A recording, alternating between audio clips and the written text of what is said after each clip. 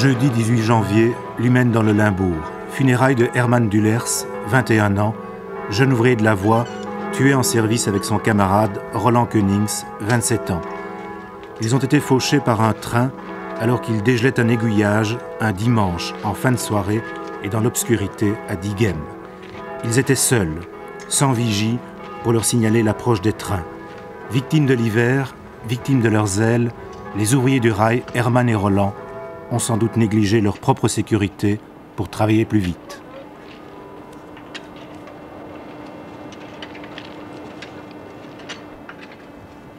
Parmi leurs camarades, le souvenir du drame ne s'est pas effacé. L'équipe d'Herman et de Roland s'est remise au travail, sur la voie, non loin du lieu tragique. Un travail dur, dangereux.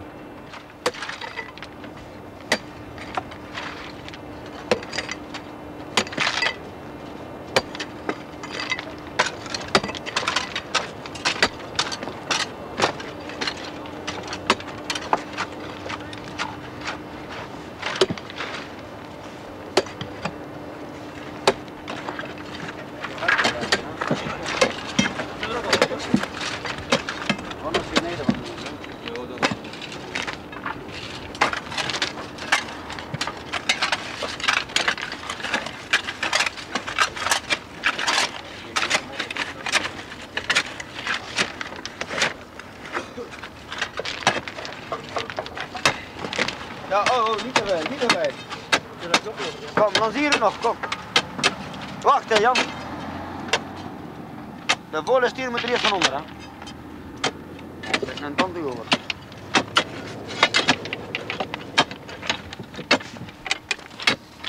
Ja, allee.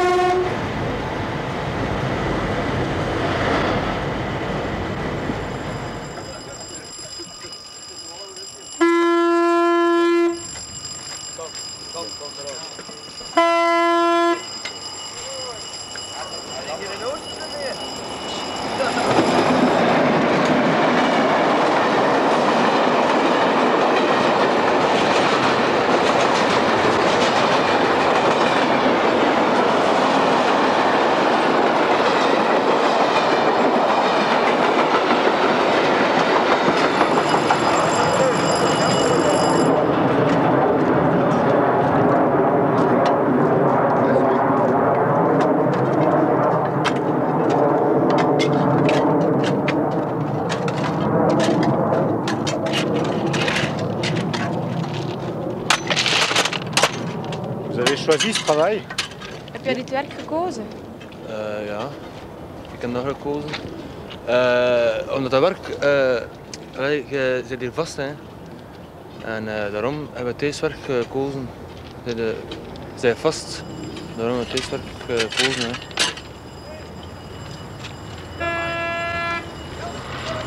Ja, wat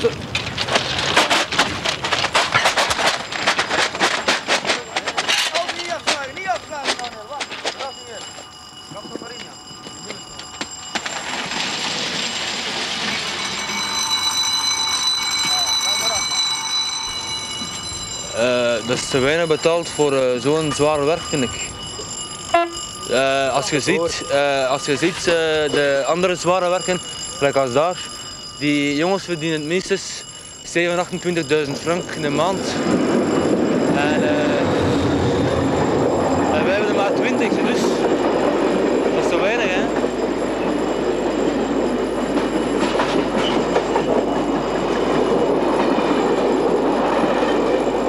Tu as connu Roland et Herman? Hebt u Roland en Herman gekend? Ja, ik heb die gekend.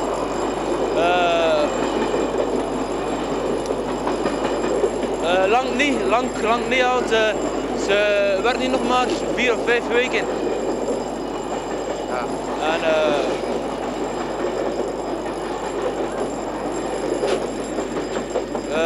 voor mij waren dat waren die jongens goed. Dat is een,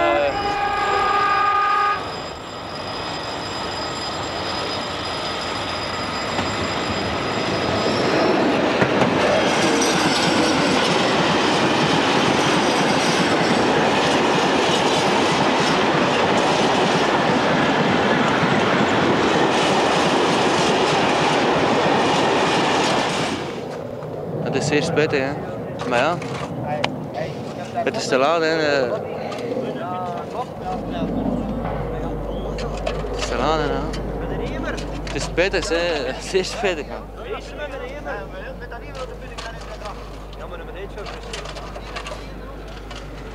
Ja.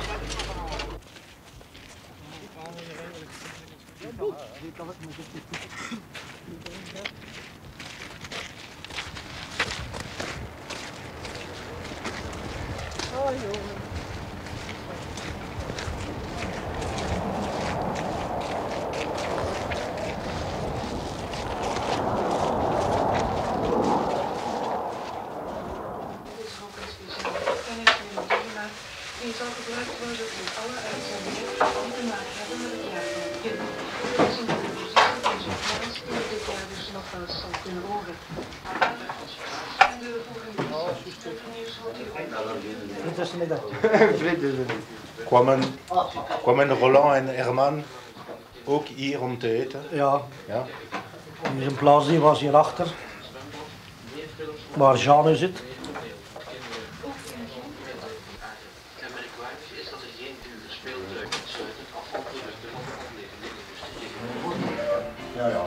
Hoeveel wint u? Combien gagnez-vous par mois?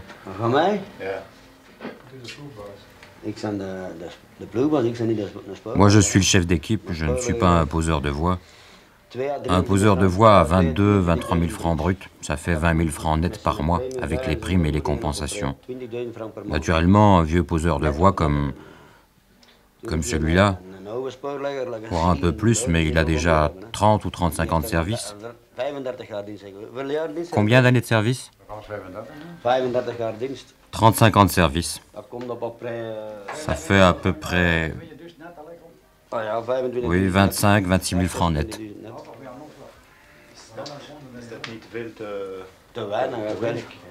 Oui, je trouve que c'est trop peu. Évidemment, c'est beaucoup trop peu pour un travail aussi dur.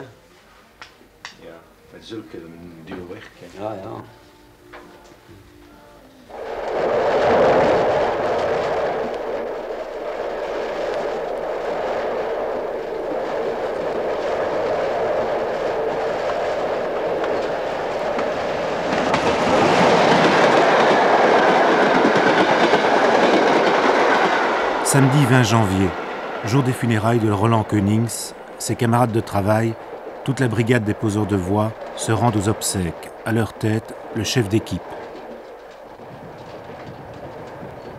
Qu'est-ce que vous avez ressenti après l'accident? Au moment où je l'ai appris, j'ai dû m'asseoir tout de suite parce que j'ai été saisi. J'ai pas pu manger ce jour-là. Vous savez, on les connaît, on est des camarades et on apprend ça. Je n'ai pas pu manger toute la journée.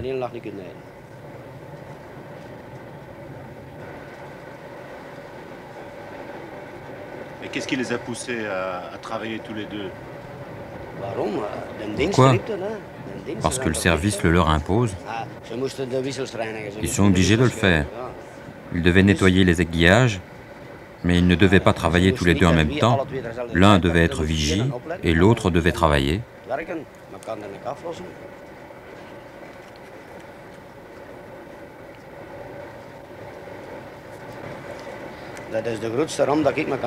C'est la catastrophe la plus choquante que je puisse imaginer.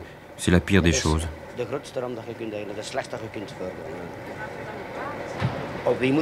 Sur qui est-ce que je peux me fâcher? Sur moi-même? On ne peut que regretter, c'est tout ce qu'on peut faire. Se fâcher, on peut toujours se fâcher, mais sur qui?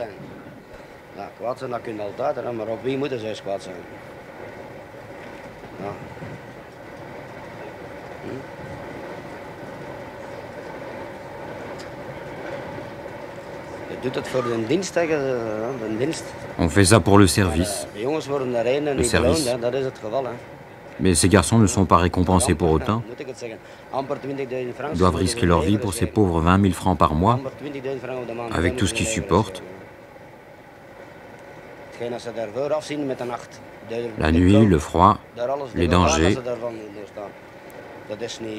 Ce n'est plus humain.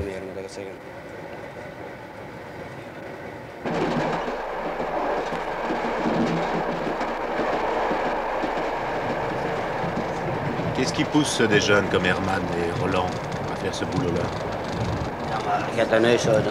Mais si tu as un ménage, une femme et des enfants, qu'est-ce que tu dois faire? Tu dois bien travailler pour ta femme et tes enfants? C'est dangereux, sans doute, je ne sais pas. Mais aller pointer, ce n'est pas mieux. C'est chez ce genre d'hommes que ça arrive.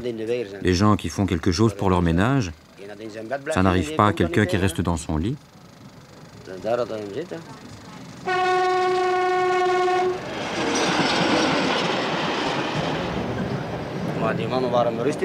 Ces hommes se résignaient à faire ce travail. Ils l'avaient choisi. Moi, j'avais demandé qui veut faire le service de neige pendant la nuit. Et ils se sont tous les deux portés volontaires. Peut-être trouvaient-ils que c'était plus facile la nuit. Question des heures de train, je ne sais pas. Ils étaient volontaires pour gagner plus? Non, non, non, non, non.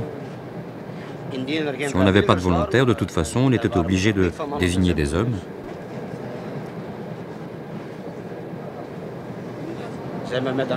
Ils ont une prime de nuit, mais ce n'est pas grand-chose.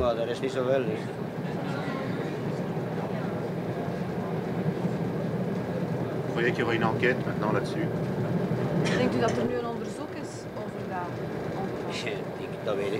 Je ne sais pas. Probablement qu'il y aura une enquête.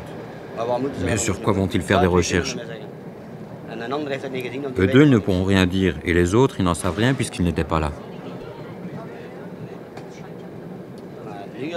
Ce n'est pas maintenant, après l'accident, qu'on a besoin d'une enquête. Ils auraient dû la faire plus tôt. Quelles sont nos conditions de travail? De cela, ils auraient dû s'en préoccuper avant.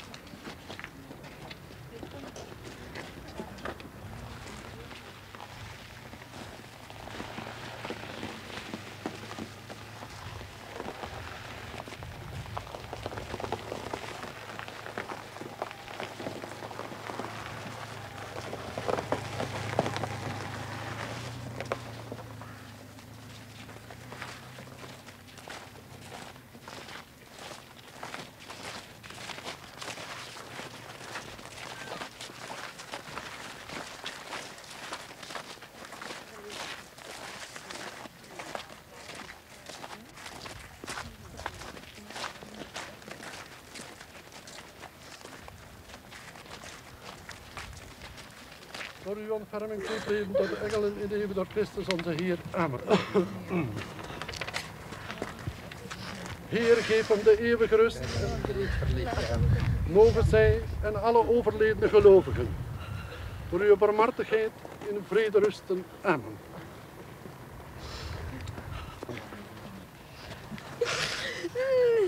Nee.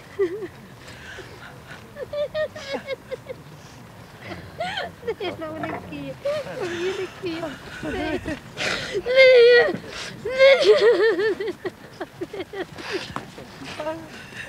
Nee.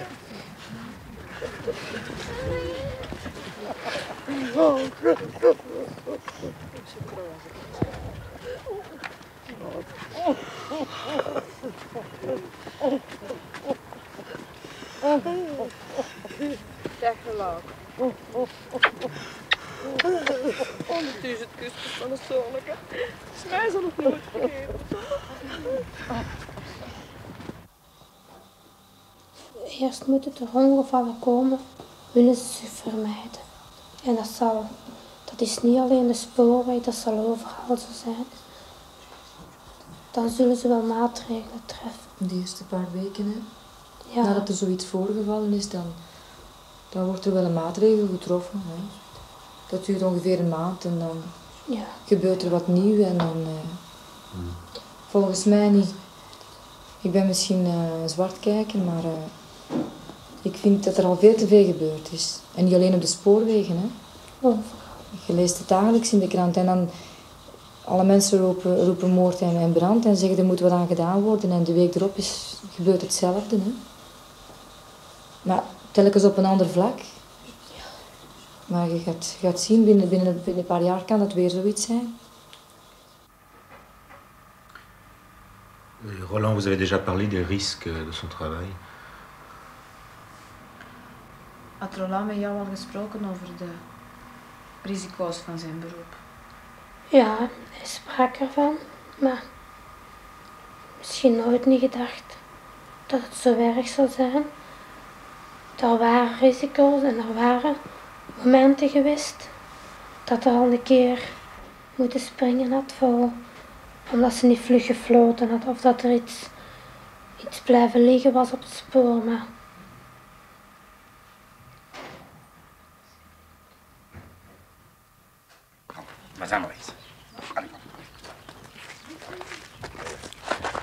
Dans la même région, alors qu'ailleurs l'enquête sur l'accident démarre, un homme attend. Alphonse, 55 ans, un conducteur de train proche de la pension. C'est lui qui était aux commandes de la machine qui a fauché la vie d'Herman et de Roland. C'est bientôt la pension pour vous, maintenant. Oui. La date officielle est le 1er mai. Dus officieel 1 mei. Maar Mais en décomptant mes jours de congé de cette année, ce sera le 1er avril. Ça vous fait combien d'années de service? Hoeveel jaren dienst hebt u er dan op zitten? Bijna 35. Plus ou moins 35 ans. Ongeveer 35 jaar. Et après toutes ces années-là, est-ce que vous êtes toujours content du métier que vous avez fait? Ja. Oui. Ik heb al gezegd, ik heb dat werk mij... Je l'ai déjà dit, j'ai fait ce travail graag gedaan. avec amour jusqu'à maintenant. Maar na deze voorval... Je vais encore essayer de le reprendre, mais après ce qui est arrivé, je crois que ce ne sera plus la même chose. C'est la première fois que ça vous arrivait? Ja. Dus de eerste keer... Oui, c'est la première fois que je provoque un accident. Een ongeval aan de hand. Et vous ne les aviez pas vus sur la voie? Sur le dernier moment. Die kaf ligt misschien maximum 10 meters. J'étais à 10 mètres d'eux au maximum, 8 of 7 geweest. peut-être même 8 ou 7. Dus een reactie, noodremming, maar... Ma première réaction a été de mettre en marche les freins de sécurité. Mais ces garçons ne m'ont pas vu non plus, autrement ils ne seraient pas restés là.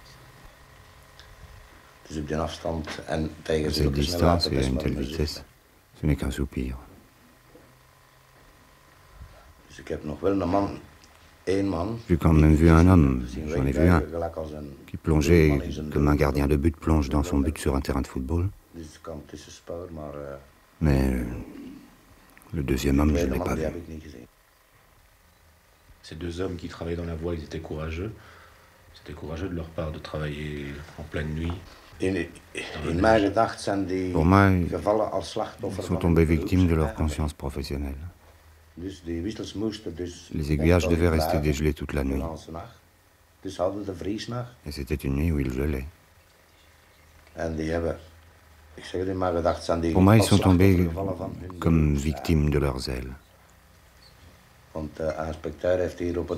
Car l'inspecteur a dit ici que c'était deux hommes qui étaient sur le point d'être nommés poseurs de voies spécialisées, deux bons éléments.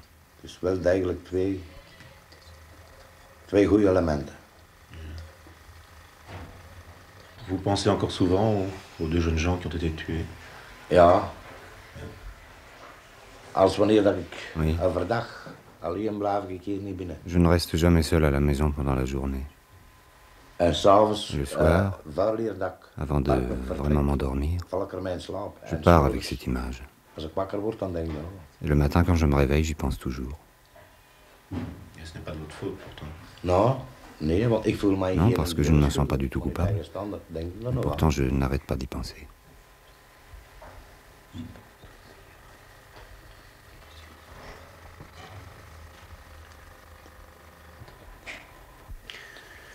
Qu'est-ce que vous pensez de votre métier maintenant?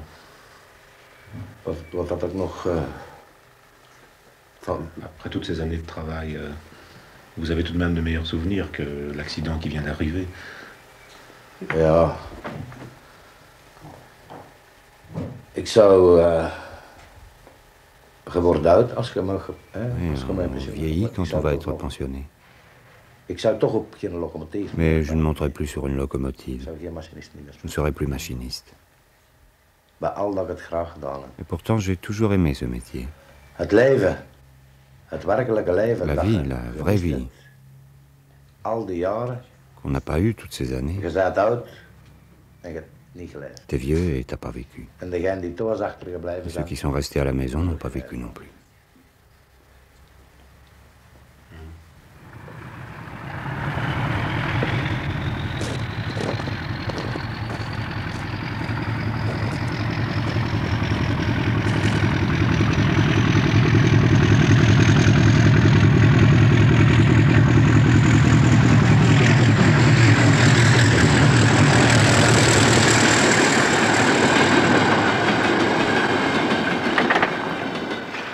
Le choc de l'hiver a frappé durement les ouvriers chargés de l'entretien de la voie.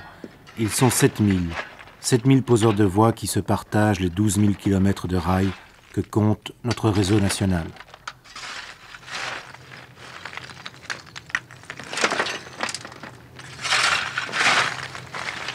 Vous travaillez pas aux voies aujourd'hui? S'il vous plaît? Vous travaillez pas au rail aujourd'hui? Non. Non? On est du service du gel, nous autres. On s'occupe d'entretenir des feux, et alors des aiguillages. C'est froid, non? Oh, oui, aujourd'hui, oui. Par rapport aux autres jours, hein. Ouais, c'est vrai. Oui, c'est le brouillard qui fait ça. Vous faites ça depuis longtemps, le métier? Moi, 3 ans ici.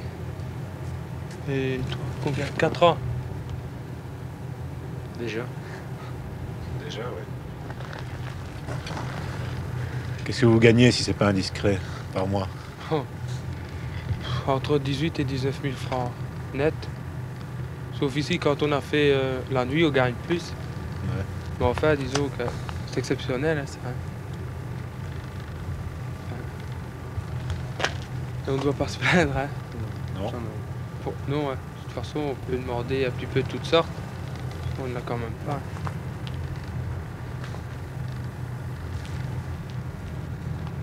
C'est dangereux, votre métier? Bon. Oui, assez quand même. Assez. Hein. Surtout quand temps principal et que en train de nettoyer les aiguillages. Si on fait pas attention, mais...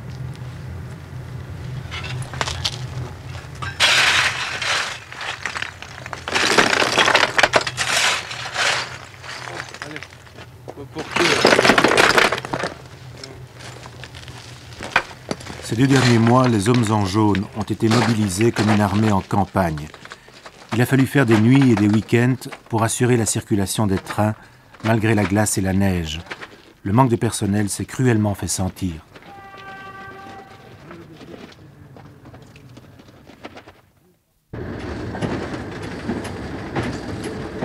« 50 000 agents en chemin de fer, les conducteurs de train sont 4 000. Chez certains conducteurs, c'est la grogne, à la fois contre le patron, la SNCB, et contre les organisations syndicales. Ils ont obtenu une augmentation de salaire et d'autres avantages grâce à une récente convention collective. Cela ne les satisfait pas. Depuis 5 mois, les conducteurs font une grève du zèle qui ralentit le trafic des trains. Ils ont même fondé un groupe local pour tenter de regrouper tous les conducteurs mécontents en dehors des appareils syndicaux. Voici Yvon, conducteur de train, 34 ans, délégué syndical. Il pilote un petit autorail qui relie entre elles les communes du centre et du Borinage.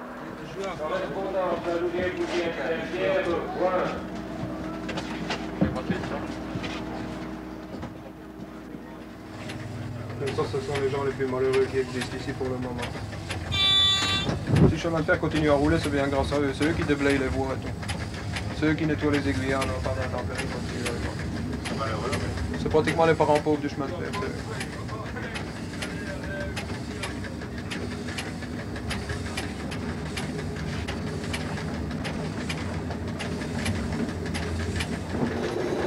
on parle qu'on gagne de l'argent. Ici, c'est véritablement du chasseur de primes qu'on fait. C'est bien simple, on part avec 30 000 francs bruts et je termine mon mois avec 30 900 francs nets. Là-dedans, j'ai mes 3 dimanches, j'ai mes primes de roulement qui s'élèvent à peu près à 2 000 et des francs, 1500 francs de nuit, j'ai 4 000 francs de dimanche, j'ai mon allocation familiale, tout est compris dedans. Et je travaille 3 dimanches pour avoir 30 000 francs nets à la fin du mois, c'est quand même pas exagéré.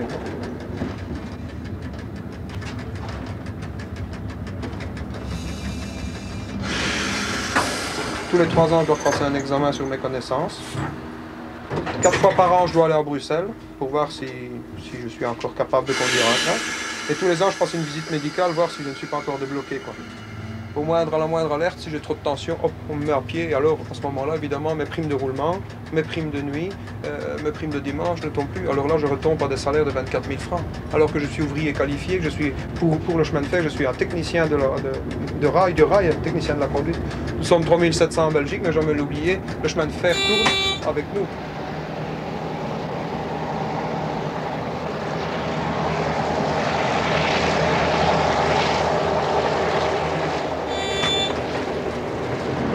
Vous voyez cette machine qui vient de passer ici,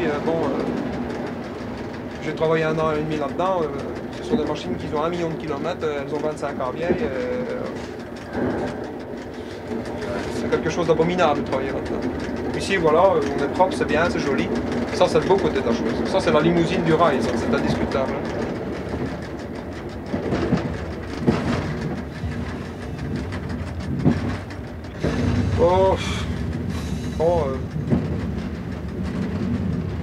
Si on m'aurait dit que ma carrière serait conduire un train, je n'aurais jamais cru, c'est pas possible.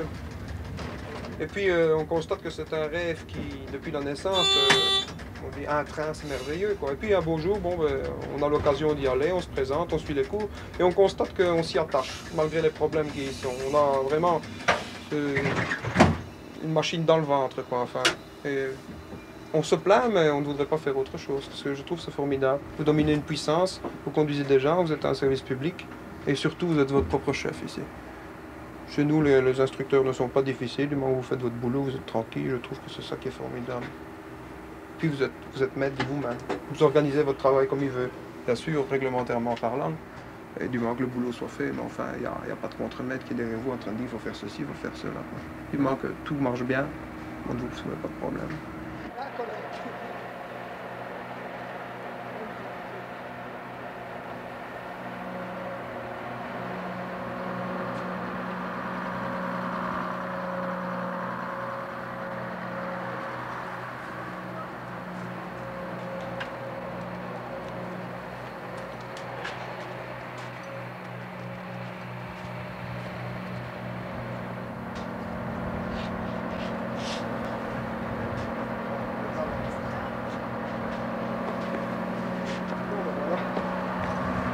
De temps en temps, il faut aller faire un petit entretien, il faut aller voir, purger, regarder si tout est en ordre.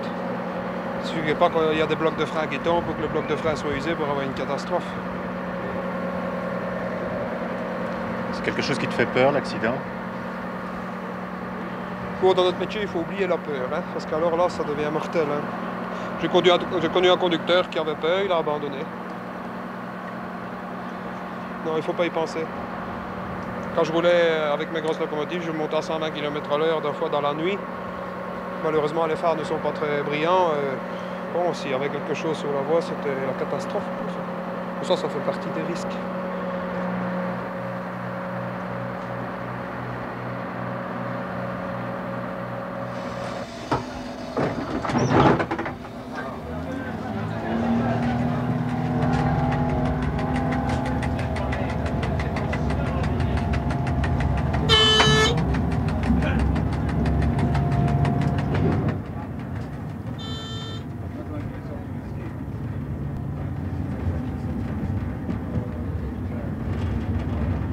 Il n'y a pas de concertation vis-à-vis du patron et nous, c'est faux.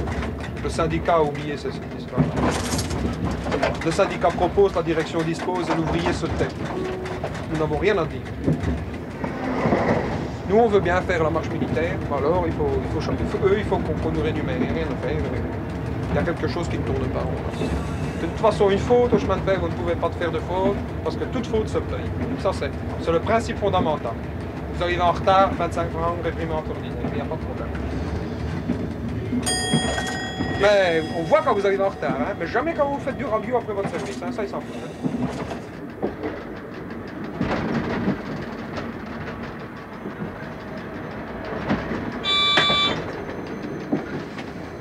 Nous autres, nos congés, on ne sait pas les avoir comme on veut.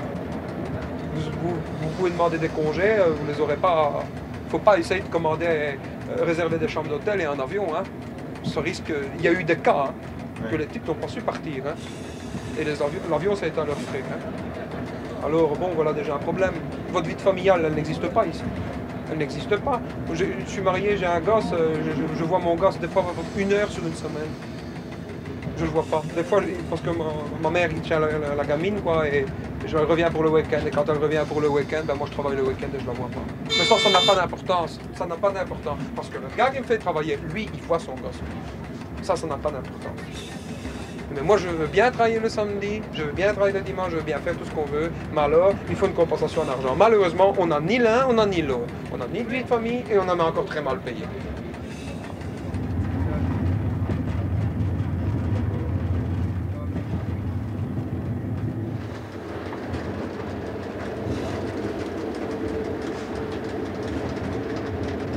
Tout ce que je fais est contrôlé par un appareil qui enregistre tout. Une bande enregistreuse qui est enfermée dans un télo, ce qu'on surnomme communément une boîte noire. C'est-à-dire que dans cette boîte-là, il y a une bande enregistreuse et il y a une horloge. Donc cette bande indique la vitesse, la position des signaux, l'heure de départ, l'heure d'arrivée. De ce fait, on sait contrôler parfaitement si le train roule trop vite, s'il freine brusquement. De plus, si on voit que vous avez tendance à dépasser trop souvent la vitesse limite, même de quelques kilomètres à l'heure, on vous envoie la visite médicale. La visite médicale, bon, en général, on vous trouve toujours quelque chose. Vous êtes toujours bien portant, et puis du jour au lendemain, taux de cholestérol qui monte, de la diabète, vous êtes trop gros, trop de tension. Alors de ce fait, on vous met hors sécurité pour une petite période, d'1 mois ou 2 mois. Ça veut dire quoi, hors sécurité? Ça veut dire que vous ne montez plus sur une machine pendant quelques temps. Vous ne roulez plus. Autrement dit, on vous dit, toi, conducteur, tu as frôlé la vitesse un peu trop fort, ou tu fais des erreurs ces derniers temps, bon, on va te retirer un petit peu de machine. Ça peut aller d'1 mois à l'éternité.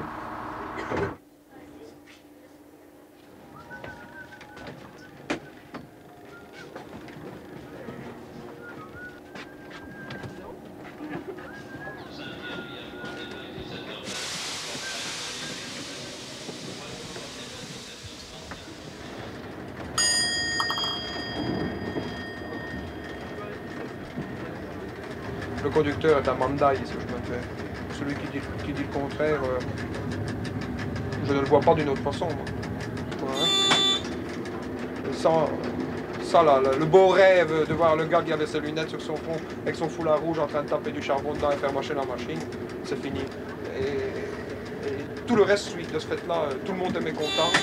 Non seulement on a des conditions de travail très dures, vous faites 9h30 de prestations sans arrêt, vous faites des nuits, vous faites des matins, vous faites 7 nuits d'affilée, vous êtes un jour à la maison, vous recommencez, pour finir, on en a ras-le-bas. Alors de ce fait, on a dû créer un groupement cellules locaux pour essayer de les faire bouger. Contrairement à ce qu'on dit, ce n'est pas une corporation pour essayer de faire de l'anarchisme, non, c'est pour essayer de faire valoir nos droits au point de vue des syndicats, pour aller faire appuyer nos droits au patron. Pour le moment, on se heurte à un mur, il n'y a rien à faire. C'est à croire qu'on a envie de nous voir mourir à beaux jours ici à 20 000 francs par mois sur une machine.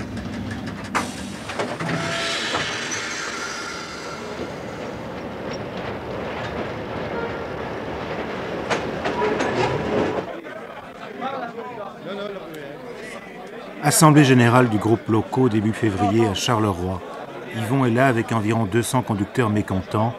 On se sent laissé pour compte, on se sent incapable de s'intégrer vraiment aux organisations syndicales à cause des horaires, à cause aussi de la complexité des activités syndicales.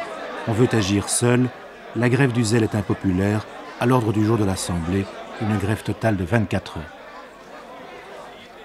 Avant toute chose, je suppose que tout le monde est au courant de 2 cheminots ouvriers de la voie qui ont été tués début janvier dans l'exercice de leur fonction à Diegem. Alors je voudrais vous demander d'observer pour ces 2 collègues, ouvriers, donc cheminots comme nous, une minute de silence.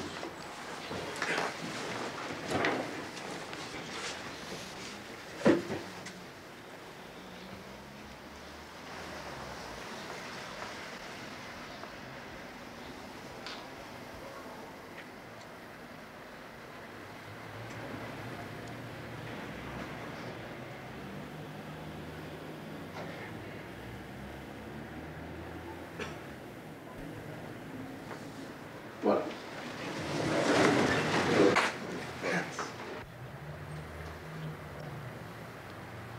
Messieurs, la CGSP nous accuse de faire du corporatisme catégoriel. Mais est-ce du corporatisme de demander de ne plus effectuer des prestations de 9h30 voire 10h, et cela de jour comme de nuit? Il n'est pas rare de prester près de 60 heures entre 2 repos ou compensations, alors que l'on parle de la semaine des 38 heures. Est-ce du corporatisme que d'attirer l'attention sur le fait que rentabilité et sécurité sont incompatibles? Le Front commun syndical est en partie responsable de la compression des services, car à chaque réduction du temps de travail hebdomadaire, il n'a pas exigé le recrutement nécessaire et indispensable au bon fonctionnement des services du conducteur. Moi, ce matin, j'ai commencé à 2h45 et j'avais fini à 10h45.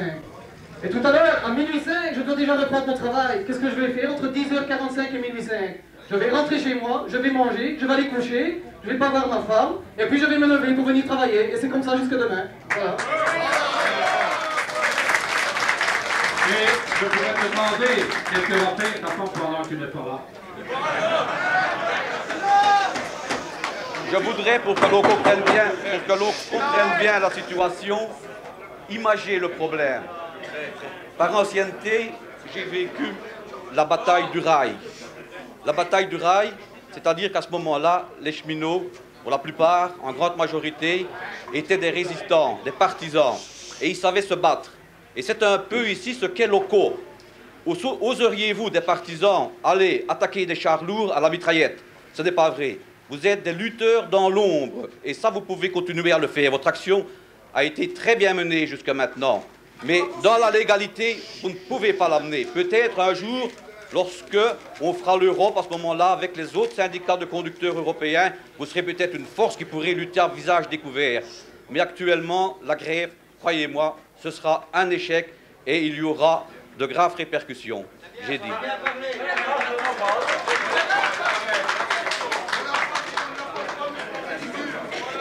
Je crois qu'on a décidé un mouvement d'action, mais on ne sait pas très bien pourquoi en définitif, à entendre les réactions de certains compagnons ici. Est-ce que vous êtes tous d'accord de prester 9h30 de nuit? Est-ce que vous êtes d'accord sur le traitement que vous octroie? Est-ce que vous êtes d'accord de dormir sur votre machine et votre femme dans son lit? Est-ce que vous êtes d'accord de ne plus voir vos enfants? Eh bien alors, vous ne voulez pas faire un mouvement d'action? Voilà, c'est tout. Quelles étaient donc les revendications folles que l'OCO avait posées? Une augmentation de salaire. Savez-vous qu'après 10 ans de service, qu'un conducteur obtient brut 35 000 francs, taxe déduite, ça lui fait 28 000. 28 000 pour 10 ans de service. Nous avions donc parlé d'humaniser les prestations. Et c'était donc une revendication folle que de demander 8 heures maximum la nuit quand on commençait de 0h à 4h. Alors que quand vous commencez maintenant à 1h ou 2h, c'est à la fin de votre service, quand vous avez fait plus de 9 heures, qu'on vous fait faire un train de voyageur. Où est la sécurité du voyageur à ce moment-là? Est-ce que tout le monde n'a jamais connu ce qu'on pourrait appeler le coup de pompe, où les yeux se ferment d'eux-mêmes?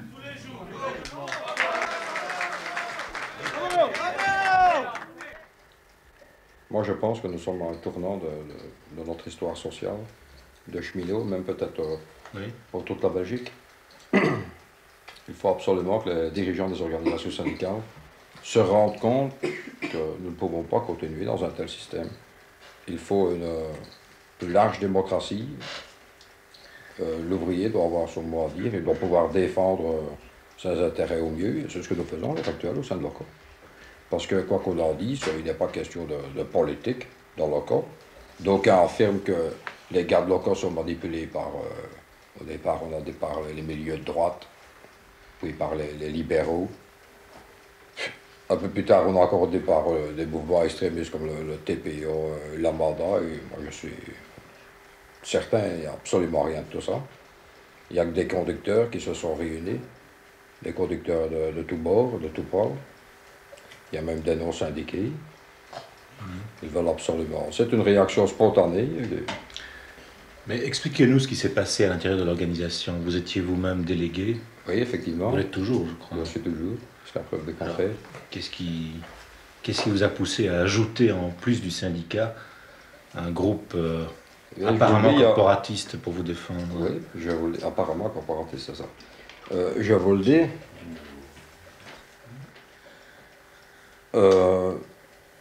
Nous avons essayé par tous les moyens de faire aboutir nos revendications qui sont des revendications tout de même légitimes. Des revendications vraiment de base. Il n'y a personne qui peut nier nos conditions mauvaises de travail, les prestations de 10 heures que nous faisons le jour, 9h30 la nuit, parfois 60 heures par semaine, etc. Alors, les mauvaises conditions, il n'y a rien à faire, à continuer comme nous sommes à l'heure actuelle. On se rend bien compte que très vite notre santé peut être altérée. On ne peut absolument pas continuer dans ces conditions-là. Il faut un changement radical. Le changement, on l'a entendu du côté syndical. On a fait pression. Rien n'y a fait parce qu'il y a des carences. Il y a des carences absolument. Ça, il faut les dénoncer. Mais tout de même, dans le syndicat, dans ton syndicat, la CGSP, il y a des élections. Il y a des élections, mais qui ne se pratiquent pas, pour moi, d'une manière tout à fait démocratique. C'est-à-dire que les élections ne se déroulent pas sur le lieu de travail, pour commencer. Deuxièmement, l'avis de chaque membre, de chaque adhérent, on ne lui demande pas. Il y a un délégué qui représente les conducteurs. Les élections se font au cours des congrès statutaires tous les 4 ans. Et là, automatiquement, avec des délégués inconditionnels, les dirigeants sont réélus. Et ça, c'est une espèce de dictature, ni plus ni moins. Ce n'est pas démocratique du tout. Nous opposons formellement ça.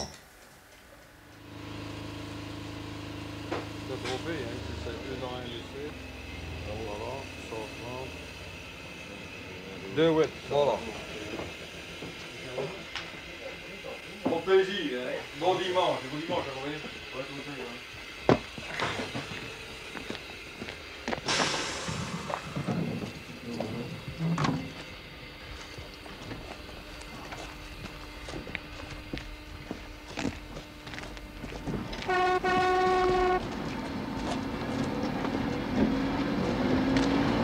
Yvan, 37 ans, conducteur à Namur. Déjà 15 ans de métier, il se définit comme un syndicaliste dans l'âme. Il a fondé le groupe Locaux avec d'autres délégués déçus, tout en restant, dit-il, fidèle à son organisation syndicale. Yvan est hostile à l'idée d'une grève sauvage. Pour ou contre Locaux, pour ou contre la grève, les discussions vont bon train entre conducteurs. Donc tu es quand même pour Locaux, je sais. Oui, mais plus dans la ligne qui est sur parti, hein. J'étais pour les locaux, tu le sais bien, dans la ligne qui était prévue au départ, c'est-à-dire une amicale. Mais du moment où ils s'accaparent des prérogatives d'un syndicat de lancer des mots d'ordre de grève, je ne sais pas d'où ça vient, premièrement, hein, parce que, à part si longtemps que ça, à Charleroi, il y a eu 3 mots d'ordre de grève le même jour, on ne sait pas de qui. Hein. Bon, vous avez lancé un mot d'ordre de grève, bon, je regrette, hein. De fait, vous êtes une amicale, vous devenez un syndicat. Alors là, moi, je regrette. Hein. C'est fini, hein, ça. Je vous dis, il y a une parodie de démocratie, et tout le monde le vit, tout le monde le sait. Il faut absolument que ça change, rien à faire. Mais d'ailleurs, la belle preuve, c'est qu'à l'Assemblée, à la dernière Assemblée des conducteurs que nous avons eu au sein de notre section, bon, qu'est-ce qui s'est posé comme problème? Nous avons reçu un ultimatum de la part des dirigeants de notre organisation syndicale en disant ou vous choisissez Locaux ou vous choisissez l'organisation syndicale. Mais c'est absolument tout à fait antidémocratique, enfin. Et là, tous les délégués nous avons dit, nous n'accepterons jamais, nous entendrons, s'il le faut, notre expulsion. Est-ce que tu ne trouves pas que c'est une manière de pas faire... Ben, moi, je ne vois pas M. Coles, par exemple, être président de parti... Oui, mais si, c'est la comparaison. Qui est président du Parti socialiste et qui viendrait chercher un emploi au Parti social-chrétien. Mais c'est un faux problème ici, il y va de l'intérieur de tous les Vous avez très mal compris le problème. Moi aussi, j'ai reçu ça. Je ne fais pas partie de locaux. Et j'ai reçu le même ultimatum que vous. Moi, je dis ceci. Un délégué qui a la carte de délégué pour aller défendre ses camarades chez les chefs de médias. Il y a encore que ça peut servir à quelque chose. Il y en a qui s'en sont servis pour aller défendre locaux. Et c'est là que ça ne va plus. Hein? Moi, je dis, tu es délégué, ou tu remets ta démission de délégué et tu t'occupes des locaux. Ça, c'est ton droit le plus absolu, mais te servir de ta carte de délégué pour aller défendre les locaux, là, pour moi, c'est incompatible. Hein? Alors, ouais, il faudra choisir. Il faudra choisir. Je ne sais pas ce qu'il faut choisir. Il est grand temps qu'ils prennent conscience de leurs responsabilités. Mais il faut qu'ils viennent donner à leurs délégués le moyen de combattre les anomalies constatées. Mais si le délégué se trouve seul, il n'arrivera pas. Il ne saura pas. Moi, j'ai parti dans des batailles. Pourquoi? Parce que je me sentais épaulé. On m'aurait bien eu transporté pour me batailler. Mais je suis parti pour quelques batailles. Je me sentais bien seul, savez-vous.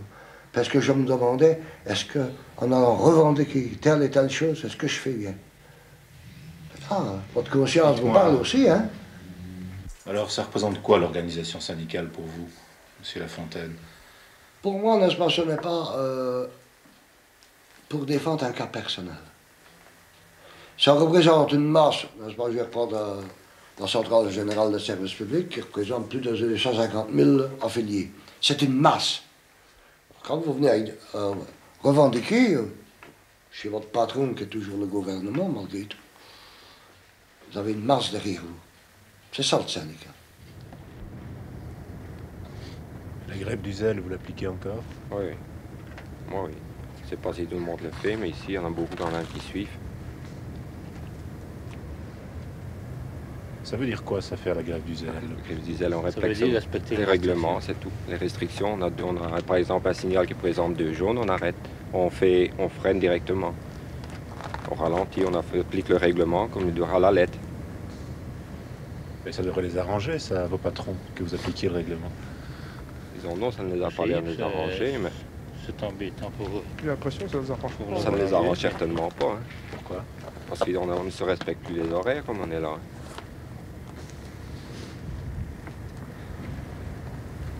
Vous faites combien d'heures par semaine, vous? Ça dépend. Disons, cette semaine-ci, j'ai fait 63 heures. J'ai commencé hier et je suis parti jusqu'à vendredi. 63 heures. En 6 après-midi. Je fais 7 après-midi d'affilée. Ça ne vous arrange pas? Ah, non, ça ne m'arrange pas. Pourquoi? Déjà, j'ai ma femme qui travaille. On se voit quelques fois, disons, cette semaine-ci. Je ne vais pas la voir de la semaine. Et alors, c'est déjà difficile d'avoir un week-end chez soi. On devrait pouvoir faire des séries, disons, de 5 ou 6 jours maximum, mais pas 7 après-midi. Disons, maintenant, cette série-ci, je viens de faire 5 matins. J'ai eu un jour de repos et je suis reparti pour 7 après-midi. Et j'étais un jour chez moi sur 13 jours. Ça ne va pas non plus. Hein.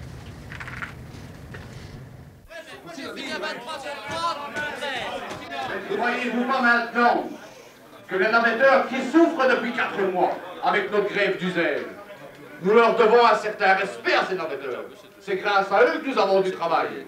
Ça fait 4 mois que ces gens rentrent un quart d'heure, 20 minutes, 1 heure en retard chez eux. C'est vrai. Les retards des trains n'est pas dû à la grève du zèle. Le retard dans les trains actuels, c'est la faute de la société qui fait voyager les trains comme il veut. Il fait passer des marchandises devant des directs et tu ramasses 50 minutes de retard. C'est de là que vient le retard. Pas de la grève du zèle. Alors maintenant, pour ne plus emmerder personne, écoutez, le dernier mouvement qu'il faut faire, c'est la grève. Moi, je veux que l'OCO continue à vivre. Ça, c'est un fait certain. Et je vous l'annonce, je reprends vos combats en tant que délégué syndical et je m'empêche de vous dire que je serai très fort. Je serai très fort parce que l'OCO sera là. Et quand ça n'ira pas, l'organisation syndicale, je dirai, messieurs, attention, souvenez-vous et rappelez-vous, l'OCO est là. Et l'OCO doit continuer à exister. Mais si vous faites la grève, c'est terminé, il n'y a plus de l'OCO.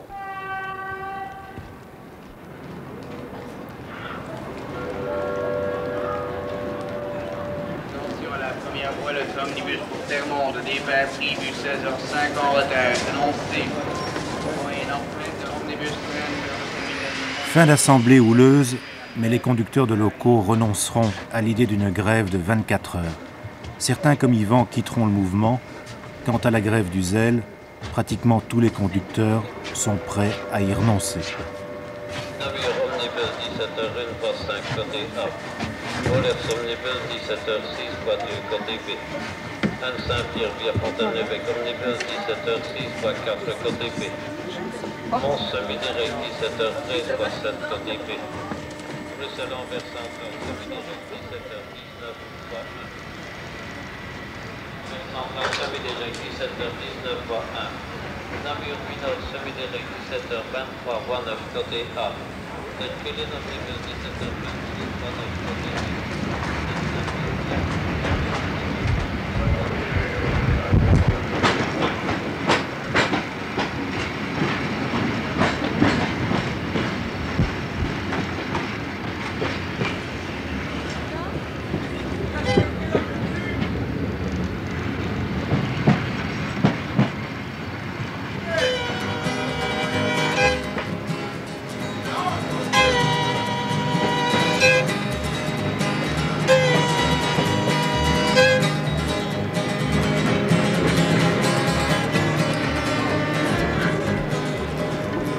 Si votre train n'est pas à l'heure, n'en voulez pas au conducteur.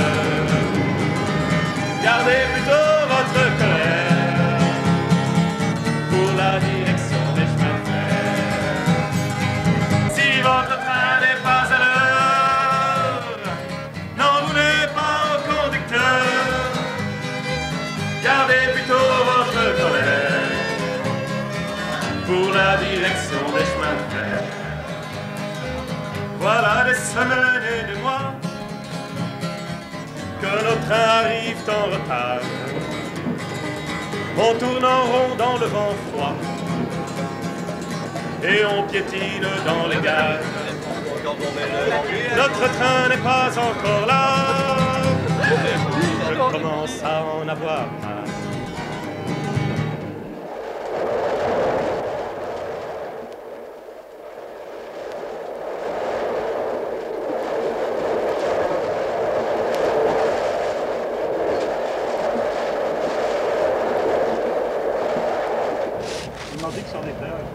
C'est un tire-bouchon? Oui, ça va bien. Moi j'ai déjà eu un coup dans la C'est tout beau.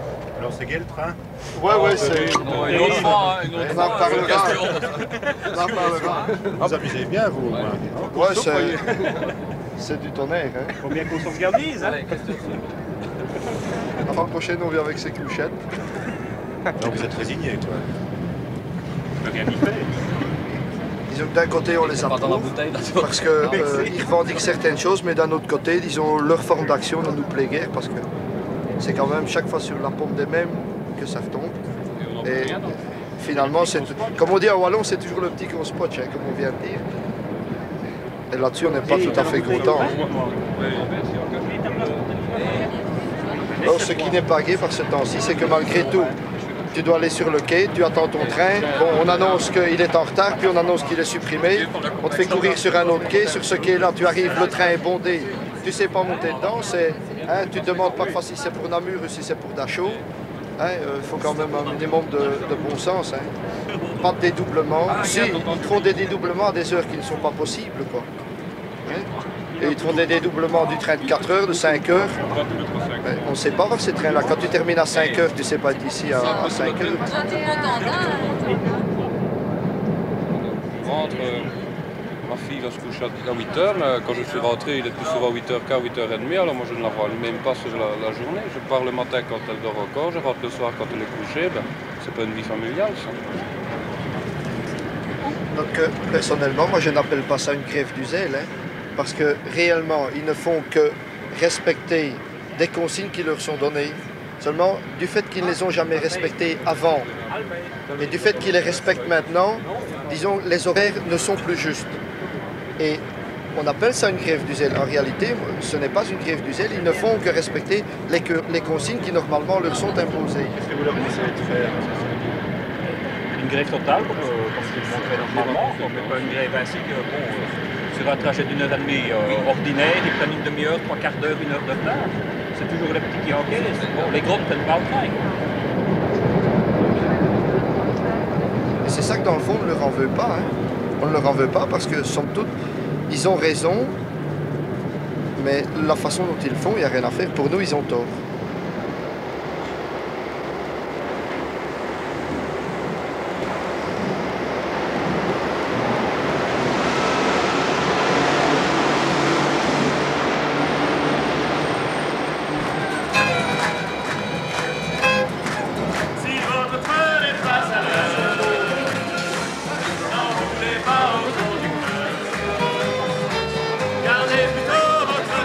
Ça fait 40 minutes de retard. Pour la direction des chemins de fer. Si votre train n'est pas à l'heure, n'en voulez pas au conducteur. Gardez plutôt votre colère pour la direction des chemins de fer. Il m'a dit on en a assez. Il m'a dit on est mal payé. Personne ne veut de ce métier. Et pourtant je voudrais l'aimer. Alors voilà pourquoi on applique sur le bout des doigts le règlement SNCB. Et depuis tout est chamboulé. Le syndicat n'écoute pas. En principe il est fait pour ça. On se bat avec ce qu'on a. Espérons que l'autre tiendra. Je lui ai dit c'est très joli, mais jusqu'à quand ça va durer? Il m'a dit plus vous vous fâcherez, plus vite ça les fera bouger. Si votre train n'est pas à l'heure, n'en voulez pas au conducteur. Gardez plutôt votre colère pour la direction des chemins de fer. Qu'est-ce que vous pensez des jeunes machinistes? Vous savez que certains d'entre eux ont fondé un groupe qui s'appelle Loco. Maar ja, ik zet me daartegen volledig af hetgeen dat ik trouwens gezegd heb. Ik ben een Je suis socialiste et démocrate. Als wanneer Quand il y a des types qui fondent un groupe de ce genre, die dus nu overgaat tot het oprichten van zo'n vereniging, dat is trouwens niet de ce eerste n'est keer d'ailleurs pas la dat première fois que ça se produit, dat is nog gebeurd geweest. Dat ze op een qu'ils essaient de trouver une majorité pour leur manier, point de op een vue vergadering, à une réunion waar syndicale hun mening of hun et d'une façon zienswijze démocratique. trachten een mening te... Mais il faut qu'ils respectent l'opinion de la majorité. Dus, en die C'est meerderheid seulement de cette is façon qu'on peut obtenir un résultat respecteren. démocratique. De uitslag die daar bekomen wordt, dat noem ik democratisch. Het is niet door weg te lopen. Ce n'est pas en quittant une réunion syndicale Zo'n extreme ou en imposant ses points de vue extrémistes aux autres hors de l'organisation syndicale qu'on a nécessairement raison. dat je het gelijk aan uw kant zou hebben. Ik denk niet alleen aan mij, Je ne pense pas seulement à moi, aan zo'n gelijk mais aussi aux petits, comme ceux que j'ai écrasés. Ik denk ook aan Je de pense kleine. aussi aux plus petits.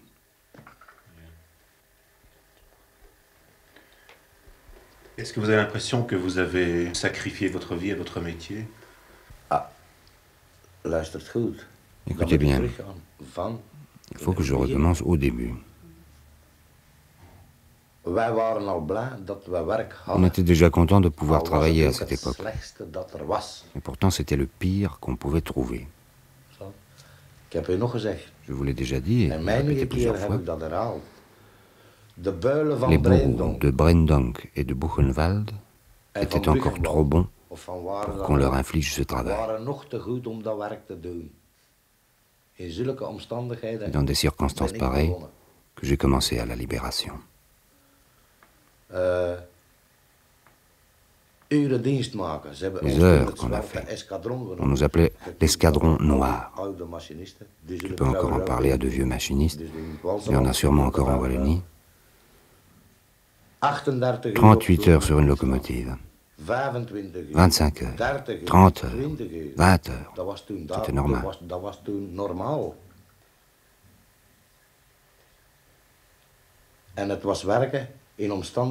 Mais les conditions de travail...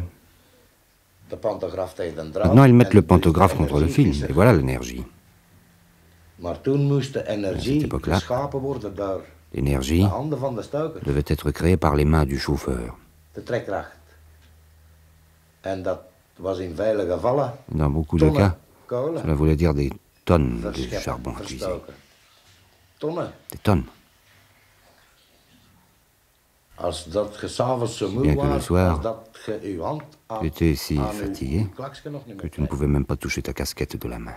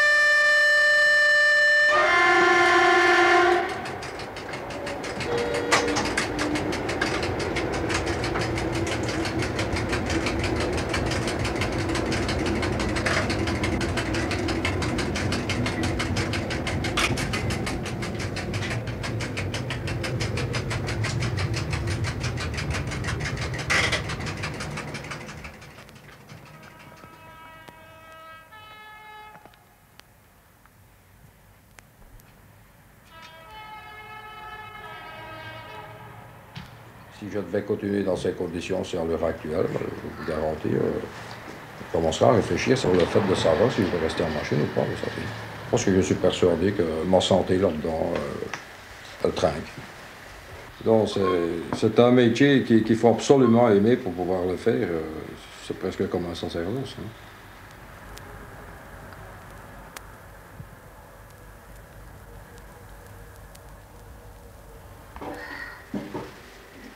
C'est un métier qui n'y paraît pas comme ça, avoir les gars qui sont assis, on croirait pratiquement qu'ils ne font pas grand-chose. Et en fait, quand on a fini notre service, surtout des prestations de 9h30, 10h, on est crevé, on est vidé. On est vidé.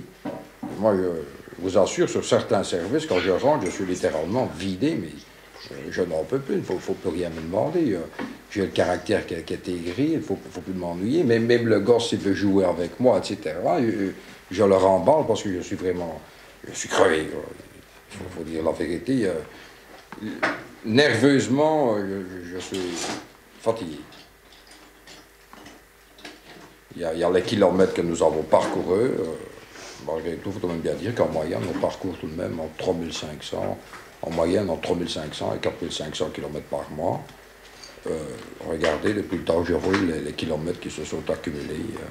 Il y a toujours cette exigence, ces exigences toujours plus fortes, et on exige toujours plus de nous.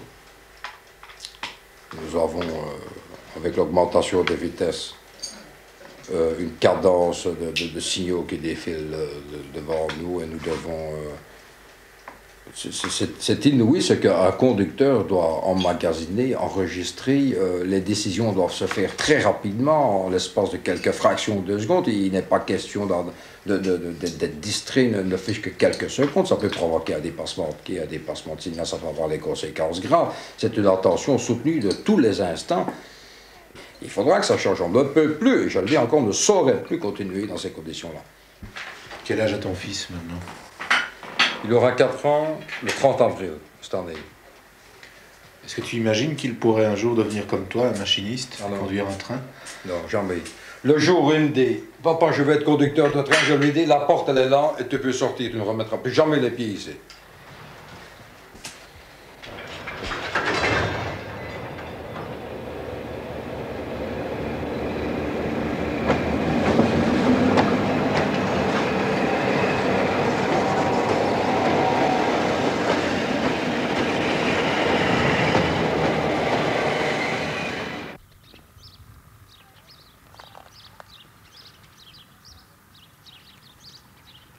Dat zal wel slaten, gelijk als ik al gezegd heb.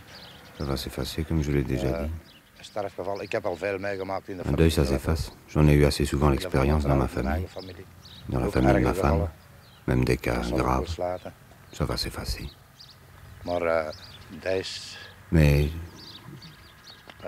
cette chose-ci, je crains qu'elle ne s'efface pas. Onuitwisbaar zal zijn. Dus hoe vaag dat het ook zal terugkomen. Alors aussi vague que cela me revienne, Dat het me altijd toch gaat bijblijven. ça restera toujours avec moi.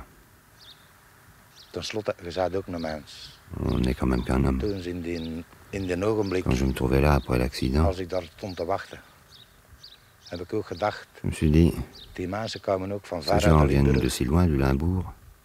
Hebben ook vrouwen en Eux kinderen. aussi, ils ont une femme et des enfants. Zijn ook gezond vertrokken. Ils sont partis de chez eux en bonne santé. Dus, en wie heeft die opstading? Et qui est-ce qui a dû l'annoncer à leur femme?